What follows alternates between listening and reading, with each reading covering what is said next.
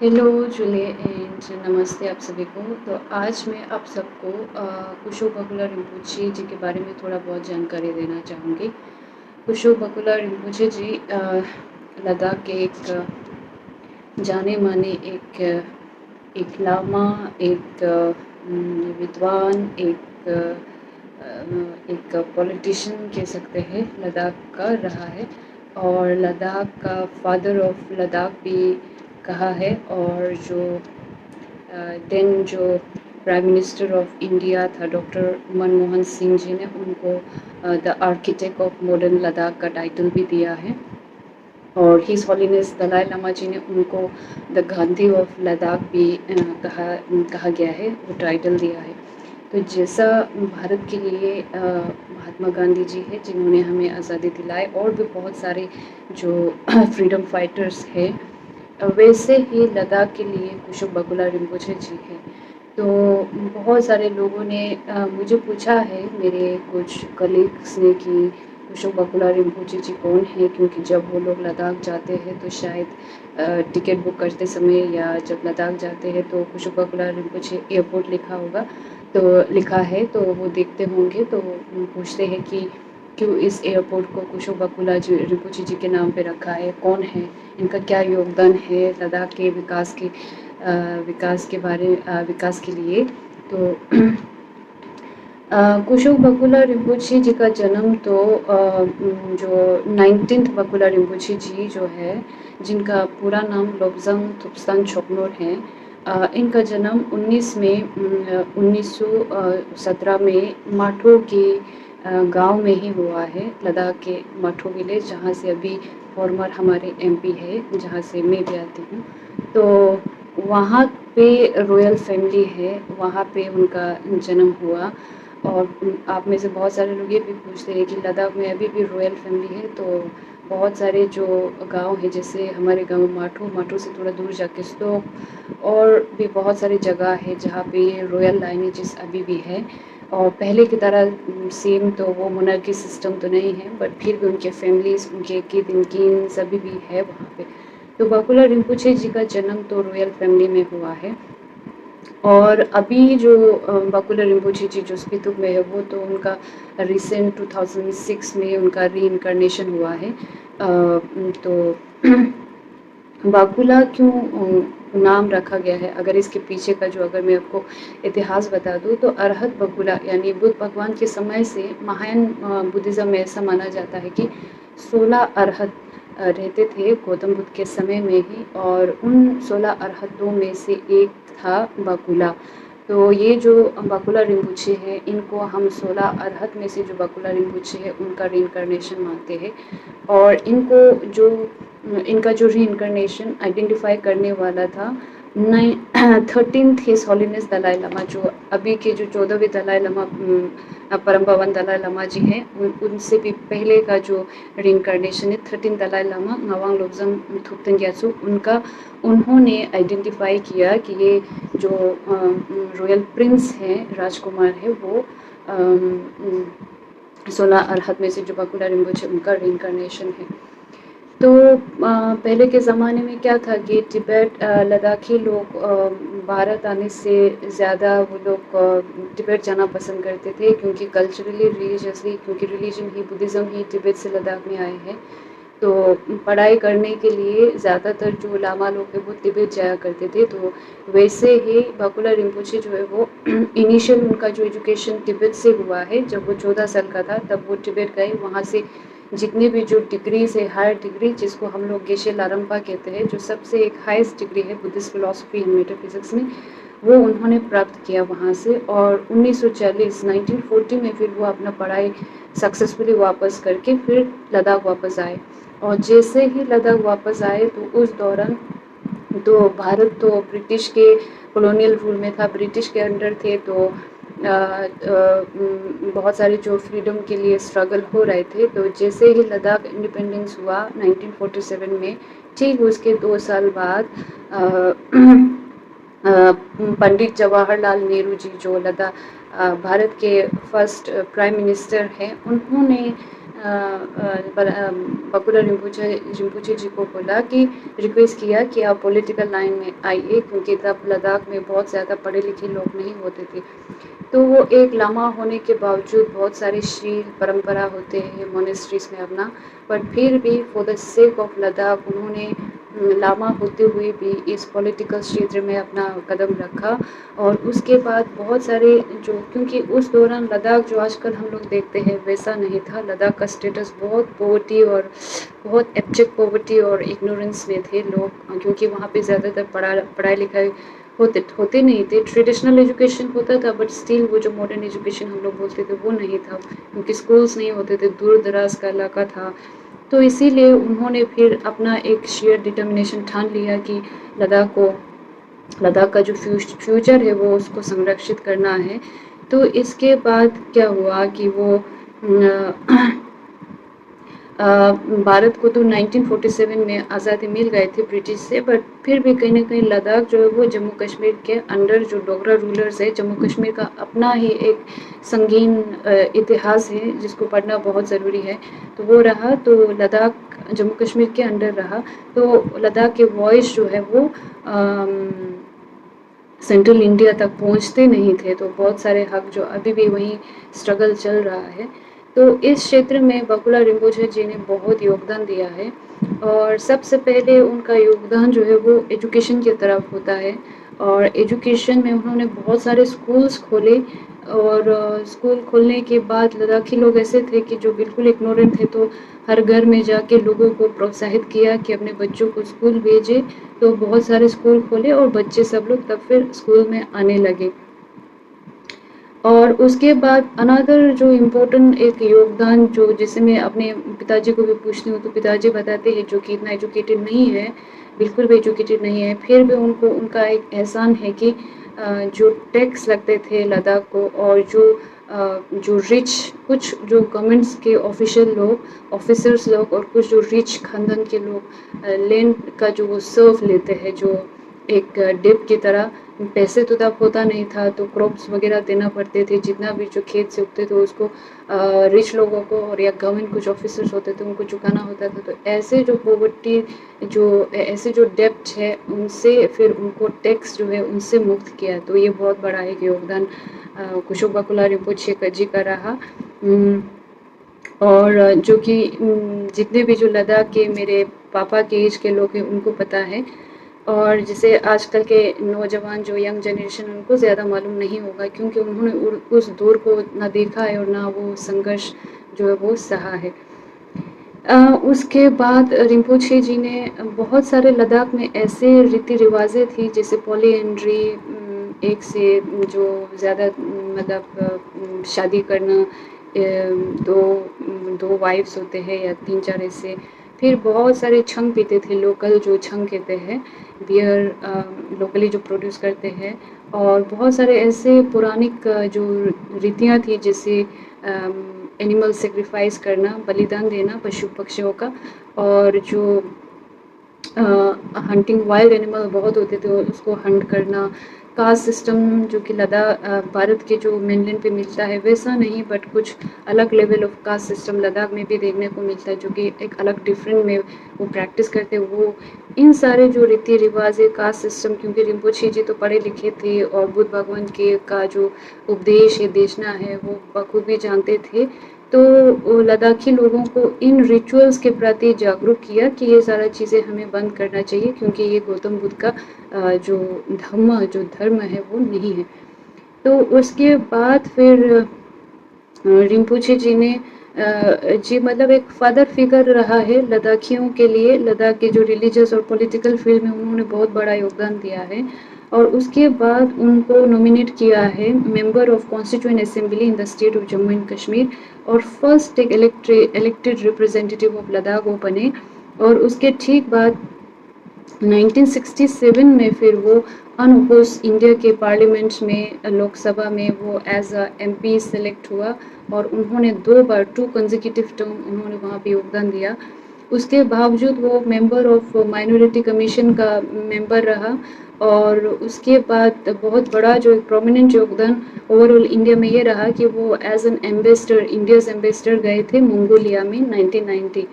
तो बकुला रिम्पोचे जी का बहुत बड़ा योगदान है। और उसके बाद फिर एक लॉ, जैसे ही आप नया गवर्नमेंट, जैसे भारत ब्रिटिश से तो मुक्त हो गए, तो बहुत सारे लॉज ऐसे नए नए बन रहे थे।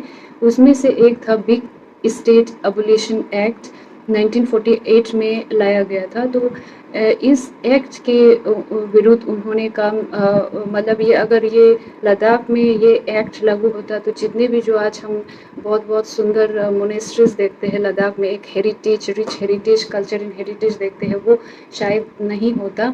तो इसके लिए बहुत रिक्वेस्ट किया उन्होंने, संघर्ष किया। जो मिनिस्टर है, प्राइम मिनिस्टर जम्मू कश्मीर के शेख मोहम्मद अब्दुल्ला जी से रिक्वेस्ट किया कि लद्दाख के जितने भी जो मोनेस्ट्रीज है उसको इस लॉ से बाहर रखे। तो जम्मू कश्मीर से तो कोई उनको सपोर्ट नहीं मिला। तो उसके बाद फिर वो दिल्ली में जाके फिर से पंडित जवाहरलाल नेहरू जी से मिले। और वहाँ पे नेहरू जी ने उनको बाबा साहेब अम्बेडकर से मिलने का उनको सजेशन दिया। तब बाबा साहेब अम्बेडकर राव तो यूनियन लॉ मिनिस्टर थे। तो वहाँ पे उनका जो प्रॉब्लम है वो सुना गया और वहाँ पे उनको एक हल मिला। और जितने भी जो लद्दाख के मोनेस्ट्रीज है उनको इस जो एक्ट से बाहर रखा गया। तो तब उनको एक चीज़ ये भी एहसास हुआ कि लद्दाख के जो मोनेस्ट्रीज है, जो जितने भी रिच आर्ट आर्किटेक्चर हेरिटेज है, वो मतलब सुरक्षित नहीं है, इसके लिए कुछ करना चाहिए। तभी उन्होंने ऑल लद्दाख गोम्पा एसोसिएशन करके ऑल लद्दाख गोम्पा एसोसिएशन का निर्माण किया और खुद ही फाउंडिंग प्रेसिडेंट बने। और उसी ऑल लद्दाख गोम्पा एसोसिएशन बनने के बाद फिर दो और एसोसिएशन जो कि बहुत बड़ा इम्पोर्टेंट रोल प्ले करता है लद्दाख की हिस्ट्री में और अभी भी एक्टिव है, फंक्शनिंग है, ये जो दो organisation. One is Ladakh Buddhist association जो कि आम लोगों के लिए था, आम पॉपुलेशन ऑफ लद्दाख जो बुद्धिज़्म फॉलो करते हैं। और लद्दाख गोम्पा एसोसिएशन जो ज़्यादातर मोनेस्ट्रीज का जो एक एसोसिएशन है। बिकॉज लद्दाख में जैसे आप लोग मोनेस्ट्रीज देखते हैं तो वो एक ही संप्रदाय के नहीं है। जैसे तिब्बतन बुद्धिज़्म में 4 संप्रदाय थे, स्कूल थे, ट्रेडिशन थे। तो जैसे निंगमा, सस्क्या, करग्यू, गेलो, तो इन सब मोनेस्ट्रीज का एक एसोसिएशन बना जिसको लद्दाख गोम्पा एसोसिएशन कहते हैं। तो उनका बहुत ही बड़ा योगदान रहा है इन 3 जो एसोसिएशन फॉर्म करने में। और इसका बहुत बड़ा रोल हमें देखने को मिलता है। If you go to Ladakh, आप लोग जैसे बाहर से मोनेस्ट्रीज देख के जाते होंगे, बिकॉज जब भी हम कहीं दूसरी जगह जाते हैं तो ज़्यादातर हमें समझ में नहीं आता है अंदर की चीज़ें, अंदरूनी चीज़ें। बाहर से जो सुंदरता दिखते हैं वहीं देख के हम लोग आ जाते हैं कुछ फ़ोटो शूट करके। तो बकुला रिम्पोचे जी का ये सारा योगदान रहा है। और उसके बावजूद उनका जो एक मेजर कंट्रीब्यूशन ये भी रहा है, जैसे आप लोग लद्दाख जाते हैं तो लेक के सेंटर में जोखंग है, एक साइड तो बिल्कुल एक अच्छा सा मस्जिद है जिसमें मुस्लिम जो फॉलो करते हैं फॉलोवर्स, वहाँ पे हर दिन प्रे करता है, स्पेशली ऑन फ्राइडे। तो उसी के ठीक तो दूसरी ओर लद्दाख बुद्धिस्ट एसोसिएशन का एक जोखंग है और जोखंग का भी वो निर्माण करते हैं 1954 में। और उस टाइम पे क्या था कि 1954 में जोखंग का निर्माण हुआ और 1955 में फिर वो तिब्बत चले गए और वहाँ से चो रिम्पोचे जिसको हम लोग बहुत मानते हैं उनका जो स्टेचू है वो वहाँ से लाए और जोखंग में उन्होंने उसको इंश्राइन किया, यानी इंस्टॉल किया। तो ये बहुत बड़ा है। कभी जब भी कहीं पे भी ओवरऑल लद्दाख में कुछ स्पेशली बुद्धिस्ट कम्युनिटी में कोई भी ओकेजन होता है तो जोखंग में होता है, चाहे वो नए साल हो, नव वर्ष हो या कोई भी चीज़, कोई भी उपलब्धियाँ हो, तो सबसे पहले जोखंग में जाते हैं। तो ये उनका बहुत बड़ा योगदान रहा है बुद्धिस्ट की ओर और प्रिजर्वेशन ऑफ बुद्धिज़्म और बुद्धिस्ट हेरिटेज इन लद्दाख। और उसके बाद इसके अलावा भी जैसे अगर मैं मुस्लिम भाइयों की बात करूँ तो रिम्पोचे का एक हमेशा से ये एक आइडियोलॉजी रहा है कि चाहे वो मुस्लिम हो चाहे वो बुद्धिस्ट फॉलोअर हो, उनको बिल्कुल मतलब एक ही जैसा, without any discrimination of regional and religious basis पे कोई भी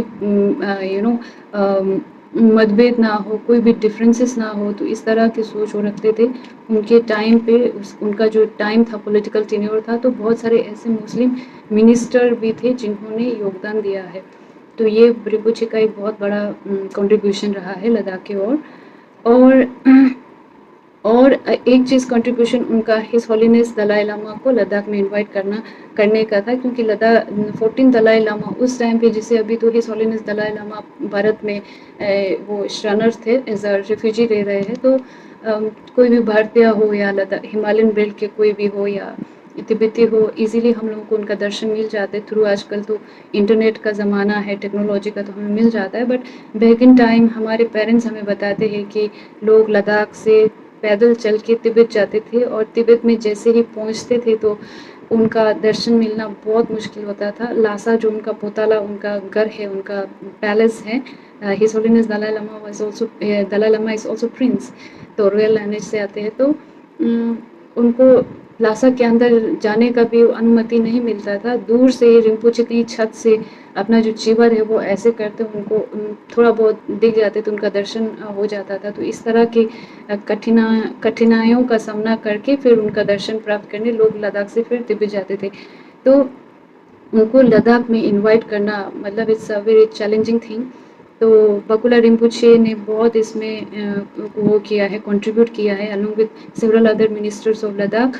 और अगस्त 25 और 30 1966 में पहली बार हिज हॉलीनेस दलाई लामा लद्दाख आए, और along with so many other Rinpoche, जैसे हमारे साक्य परंपरा के सबसे जो शेष लामा है, रिम्पोचे हैं, जिसको हम लोग हिज हॉलीनेस साक्य ठीसिंग कहते हैं, और दुचोम रिम्पोचे, कर्मापा रिम्पोचे, अलग अलग मत के अलग अलग संप्रदाय के रिम्पोचे आके लद्दाख में लद्दाख को ब्लेस किया है।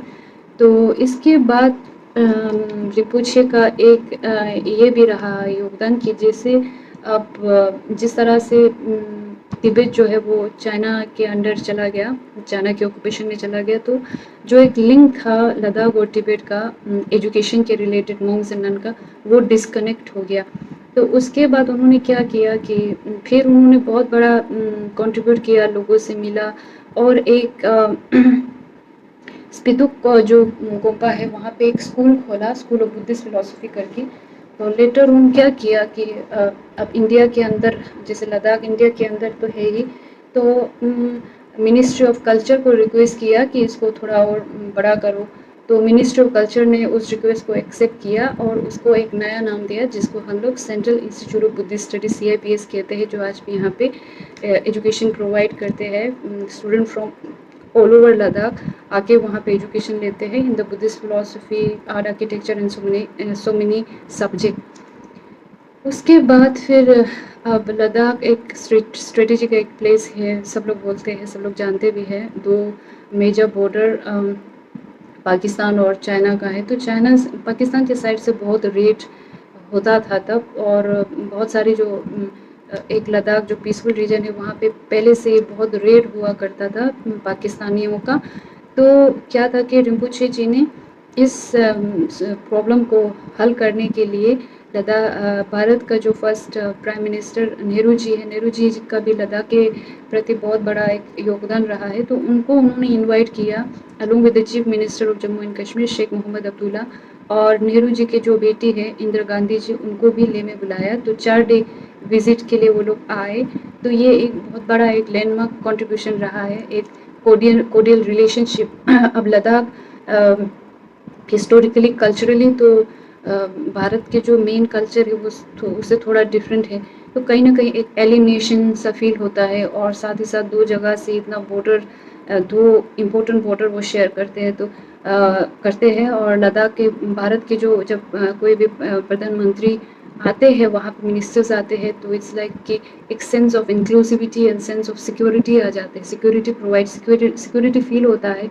तो वो बहुत बड़ा एक उन्होंने वहाँ पे यहाँ काम किया। और उसके बाद गौतम बुद्ध का जो अवशेष है, जिसको हम लोग रिलिक्स बोलते हैं, और उनके जो 2 परम शिष्य थे शरीपुद और मुगलान, जो नालंदा के ही रहने वाले थे। बहुत सारे लद्दाखियों को भी नहीं पता होगा कि शरीपुद और मुगलान, क्योंकि वहाँ पे हम लोग शरीपुद को शरीपू और मुगलान को हम लोग मोंगलीपुर बोलते हैं। तो नालंदा के ही में ही जन्मे थे। गौतम बुद्ध और उनके जो परम शिष्य थे शरीफुद्दीन मोगलान का रिलिक्स जो है वो लद्दाख में लेके आए। और उसके बाद मतलब वो जो अवशेष है हर जगह से लद्दाख से लोग आके उसका मतलब अवशेष का जो है वो दर्शन किया है। और उसके बाद रिम्पोचे को एक ये भी एहसास हो गया कि बहुत सारे जो लद्दाख के जो दूर दराज से चंगथंग, संस्कर, नुब्रा बहुत दूर दूर क्षेत्र से जो आते हैं, जैसे ही CIBS में जो प्राइमरी स्कूल्स मिडिल वाला कंप्लीट करके हायर स्टडीज़ के लिए, तो जैसे PhD वगैरह करने के लिए तो कुछ भी वो लिंक नहीं है तो क्या करें।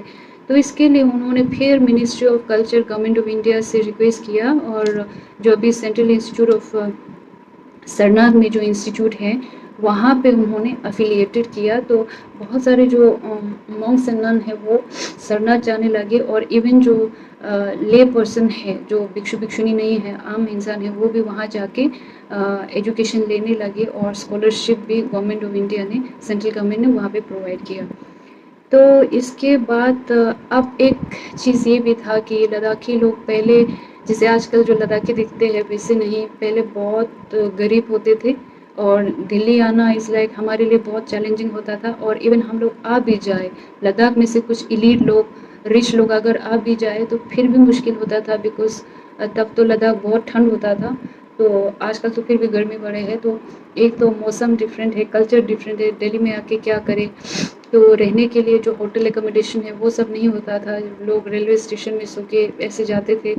तो इस हालत को देखते हुए रिम्पोचे जी ने सोचा कि फिर से वो नेहरू जी के पास गए, और नेहरू जी को ये जो समस्या है उनके पास रखा। तो नेहरू जी से रिक्वेस्ट किया कि कोई लैंड दिल्ली में अलॉट करे, सो देर एक लद्दाखियों के लिए रेस्ट हाउस बने, पिलग्रिमेज हाउस काइंड ऑफ।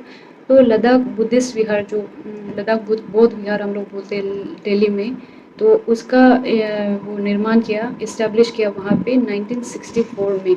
वो भी एक रिम्पोचे जी का और first prime minister of India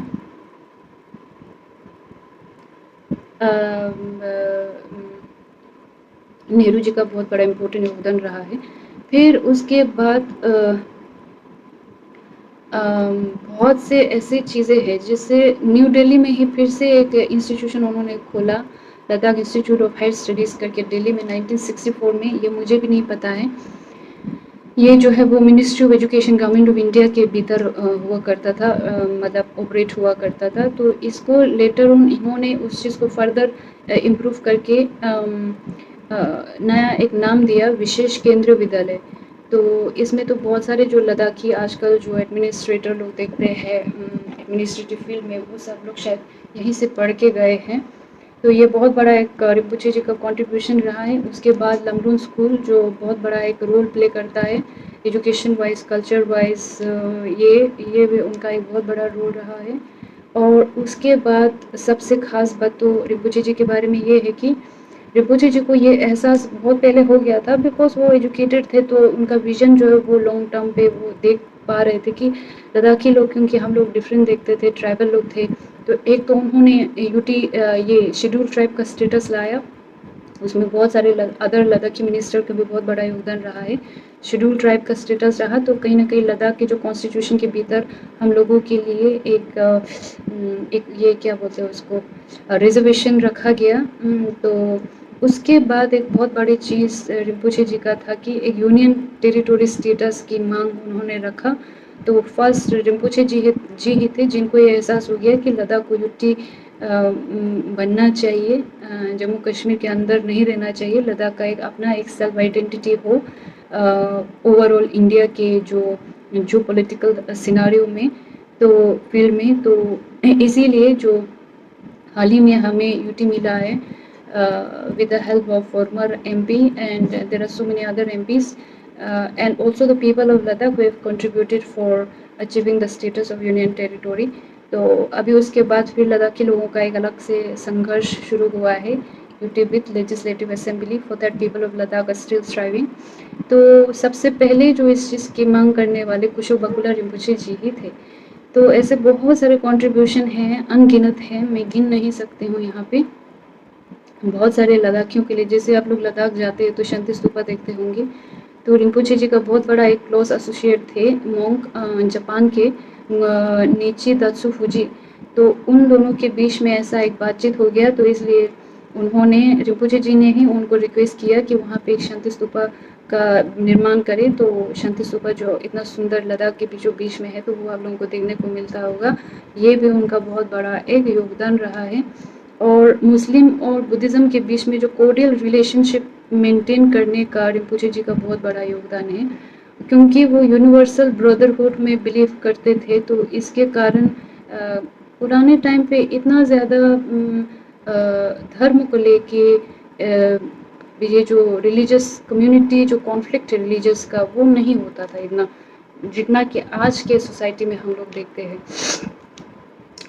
तो दूसरा जो है वो रिम्पोचे जी का जो एज ए एम्बेसडर मंगोलिया में जाना, और मंगोलिया में भी उन्होंने बहुत बड़ा रोल प्ले किया है। मंगोलिया के लोग उनको कंपैशनेटली, जैसे हम लोग चाचा नेहरू बोलते हैं नेहरू जी को, वैसे ही वहाँ पे उनको एल्चिंग बख्शा करके एक टाइटल दिया है कि एम्बेसडर टीचर, क्योंकि वो धर्म गुरु थे तो वहाँ पे धर्म सिखाते थे।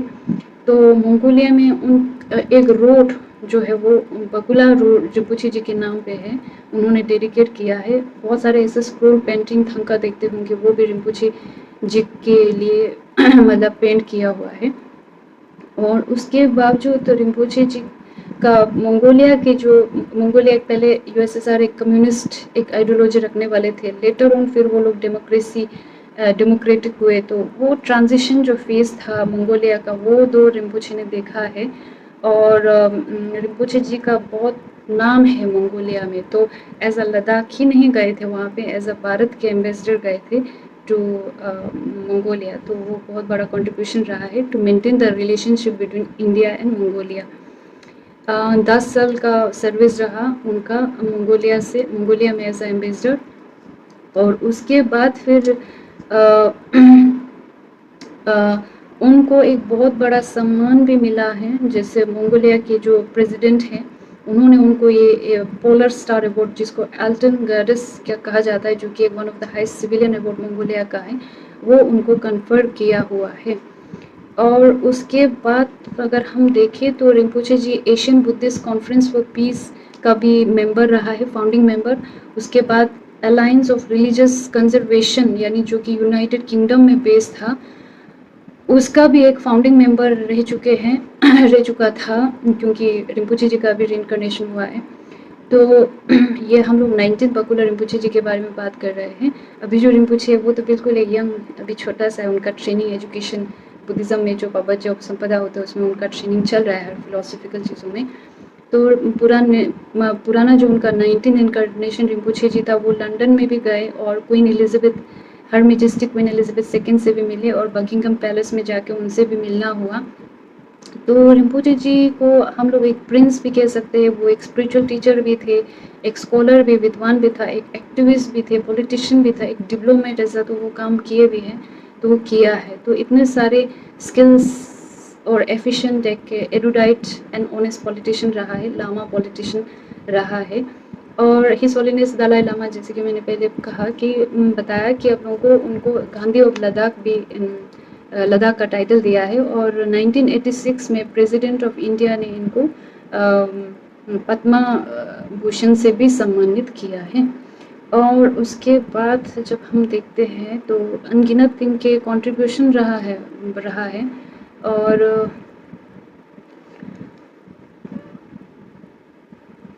और यूँ कहे कि जैसे रिम्पोचे जी जो भारत के नालंदा के आचार्य शांतिदेवा, जो 8th सेंचुरी में रहते थे, जिन्होंने बोधिचर्या अवतार ग्रंथ लिखा है, तो आचार्य शांतिदेव का जो एक कोट है यहाँ पे मेंशन किया है। ये सारा इन्फॉर्मेशन में सोनम वांगचुक शक्सपो जी के ये जो एक छोटा सा बुकलेट है उसके माध्यम से मैं आप लोगों को ये बता रही हूँ, शेयर कर रही हूँ। और सोनम वांगचुक शक्सपो जी ग्रेजुएट किया है स्टीफन कॉलेज दिल्ली से, और इन्होंने 20 साल रिम्पोचे जी के साथ काम किया है, तो as a matter of acknowledgement. तो रिम्पोचे जी का यही एक बोधिसत्व भाव था कि जब तक वो है समस्त जो लद्दाखियों के लिए और भी जितने भी जो भारत के लोग हैं, मनुष्य जात इसमें कोई भारत और लद्दाख जैसा नहीं था। उसके लिए जितना हो सके वो योगदान दे, इस तरह के सोच रखने वाले में से थे। तो अल्टीमेटली उनका जो महापरिनिर्वाण है वो 4 नवंबर 2003 में उनका निधन हो जाता है। इट्स काइंड ऑफ लाइक हम लोग परिनिर्वाण कहते हैं बुद्धिज्म में। तो on 4 November 2003 he passed away in Delhi after a brief spell of pneumonia जैसा कुछ हो गया था। तो इंटायर नेशन ने उनको ट्रिब्यूट दिया था, although at the time he was, it has been mentioned that he was not holding any official post, but still बड़े-बड़े जैसे हिज होलीनेस दलाई लामा उन्होंने कॉन्डोलेंस मैसेज दिया है। Atal Bihari Vajpayee ji, late Atal Bihari Vajpayee prime minister of India, उन्होंने मैसेज दिया है condolence. Her majestic queen Elizabeth ने दिया है, मिसेस सोनिया गांधी जी ने लिखा है, डॉक्टर मनमोहन सिंह ने। तो जो आप लोग जब ले जाते हैं और वहाँ पे कुशोक बाकुला रिम्पोछे जी का एयरपोर्ट देखते हैं, तो वो 10 जून 2005 में doctor Manmohan Singh prime minister of जब इंडिया लद्दाख आए, तो उन्होंने ये सजेशन दिया कि in the honour of Bakula Rinpoche, जिनका बहुत बड़ा योगदान है, लद्दाखियों को टैक्स से बाहर निकाला, पॉवर्टी से बाहर निकाला, इग्नोरेंट थे लोग तो एजुकेशन की ओर ले गए, और भी कितने सारे योगदान भारत के बीच में एक स्टेटस दिया शेड्यूल ट्राइब एंड यूटी का, जो अभी फुलफिल हुआ है। तो इन सब के चलते इतना अनगिनत सेल्फलेस एक उनका कंट्रीब्यूशन रहा है। तो उसके बाद फिर मनमोहन सिंह जी जो हमारे प्रधानमंत्री हैं, देन प्राइम मिनिस्टर, उन्होंने सजेस्ट किया कि जो in the honour of Bakula Rinpoche we should name the airport airport जो है वो रिम्पोछे के नाम से रखा जाए, in the memory of most venerable Kushok Rinpoche ji. और उन्होंने ही टाइटल दिया है the architect of modern Ladakh. जो आजकल हम लोग लद्दाख देखने जाते हैं, जो इतना सुंदर सा, जो तो बिल्कुल अलग सा, तो वो बनाने वाले जो थे वो कुशोक बाकुला रिम्पोछे जी थे। और भी लद्दाख के बहुत सारे लोग हैं जिनका नाम नहीं आते हैं। तो इस तरह का एक है, मतलब Kushok Bakula Rinpoche like a father figure for the entire Ladakh, चाहे वो करगिल के लोगों के लिए हो या लद्दाख लेह के लोगों के लिए हो या करगिल के लोगों के लिए हो, एंटायर लद्दाख के लिए without even having a thought of discrimination उन्होंने इतना योगदान दिया है। तो ये इतना सा थोड़ा आज मैंने आप लोगों के समक्ष रखने का प्रयास किया है। सो और भी बहुत सारे होंगे रिम्पोछे जी का, बट मेन जो है वो यहाँ पे मैंने रखने का प्रयास किया। सो इतना ही मैं रखूँगी आज के लिए। आप सबको बहुत बहुत धन्यवाद।